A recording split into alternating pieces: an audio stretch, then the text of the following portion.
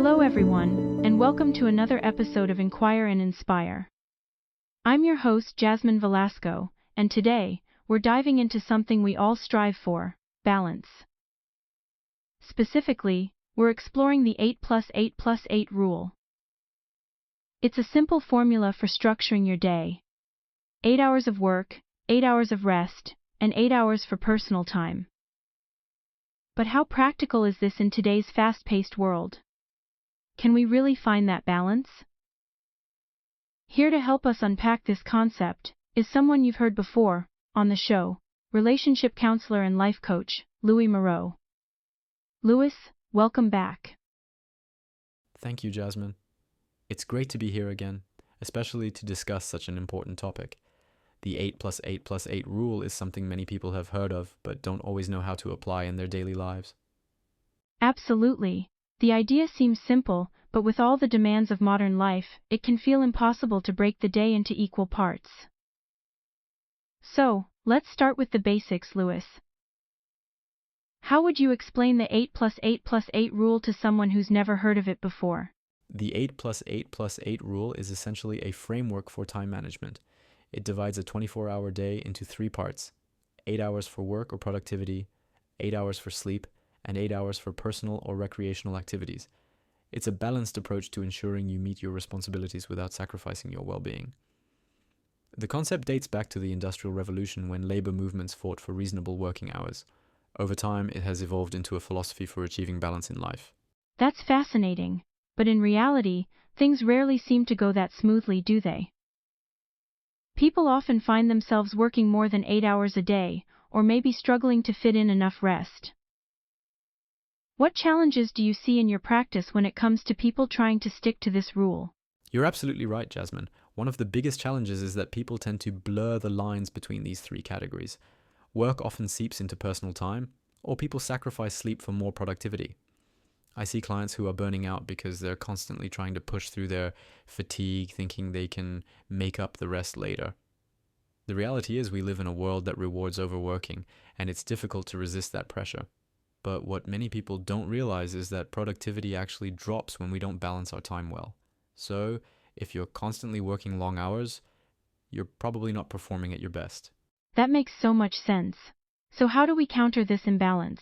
How can we start to incorporate the 8+8+8 rule into our lives in a realistic way? The key is setting boundaries, both with yourself and with others. First, evaluate your day and see where time is being wasted or overused.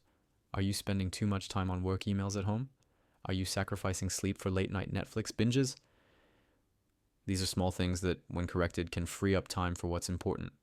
Second, prioritize rest. Sleep is non-negotiable. Without those 8 hours of sleep, the rest of your day can't function at its peak. You'll be less productive, less creative, and more stressed. I love that, Louis. Prioritizing sleep is something many of us neglect. And what about the personal time, the other 8 hours? How do we make sure we're getting the most out of that? This is where self-care, hobbies, and relationships come in. Personal time should be nourishing. It's the part of your day where you recharge, connect with loved ones, or engage in activities that bring you joy. For some, that might be exercising, reading, or spending time outdoors. For others, it could be socializing with friends or practicing mindfulness. But here's the thing. Don't think of this 8-hour chunk as one continuous block. Personal time can be spread throughout the day. Maybe it's an hour in the morning to meditate, a lunch break with friends, and then a couple of hours in the evening to relax. Find what works for you. That's such a great point. You don't need to feel pressured to fit everything into one time block. Now, speaking of balancing the day, do you think the 8+8+8 rule works universally, or does it need to be adjusted depending on the individual? It definitely needs to be adjusted based on individual needs. For some people, 8 hours of work may be too much, while for others they might need more than 8 hours of personal time to feel fulfilled. It's important to tailor this framework to your lifestyle. The key is balance, ensuring that no one area dominates your day. That's a great takeaway, Louis. Balance is key, but how we achieve that balance might differ from person to person.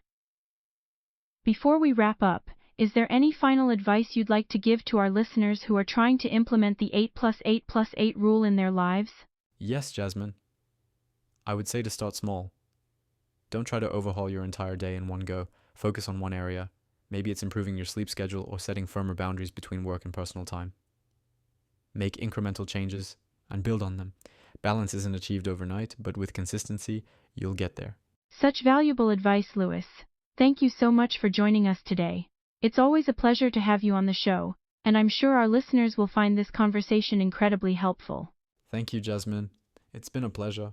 And to our listeners, we'd love to hear your thoughts on the 8+8+8 rule.